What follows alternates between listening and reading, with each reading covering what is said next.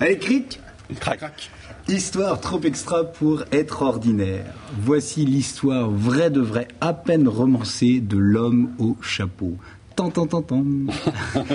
Ça ferait un titre de western. Cette histoire, elle a été envoyée par Catherine, qui habite Puitserre, c'est une petite commune du sud Vendée, aux confins de la forêt de Mervan. Et Catherine, elle raconte l'histoire de son père qui ne sortait jamais, au grand jamais, sans son chapeau. D'ailleurs, de chapeau, il en avait 3.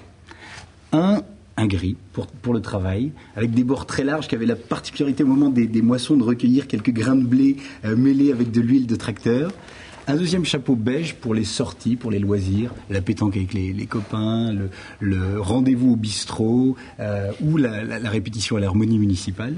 Et puis le troisième, attention, le troisième chapeau, c'est pour les grandes occasions qui va très bien avec la tenue du dimanche, pour les cérémonies officielles ou pour aller payer le fermage chez le maître.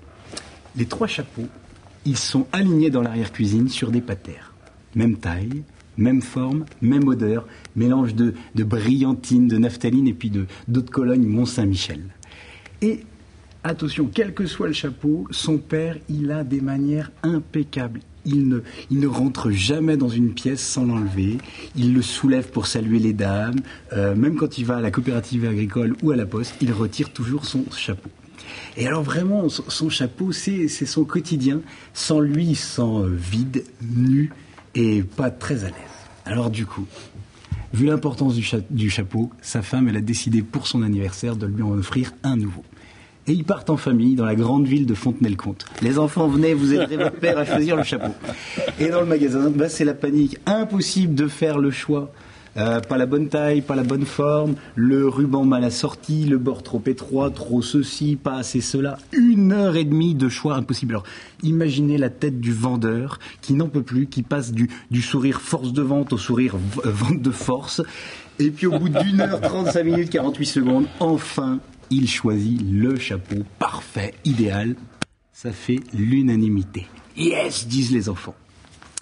Et puis le vendeur, lui, mais il est heureux, il est aussi soulagé qu'un jeune qui sera embauché dans une entreprise de métallurgie, aussi soulagé qu'une classe de 5e qui comprend qu'en fait ils vont échapper au contrôle de maths vu que le prof a 10 minutes de retard. Bref, vous imaginez à la caisse, c'est l'euphorie. Puis au moment de payer, sa femme, elle prend le chapeau, elle le regarde, et elle dit, mais enfin, mais attends, mais il n'y a qu'à toi que ça arrive, t'as pas vu ? Mais c'est ton chapeau que tu vas acheter. C'est ballot. Hein.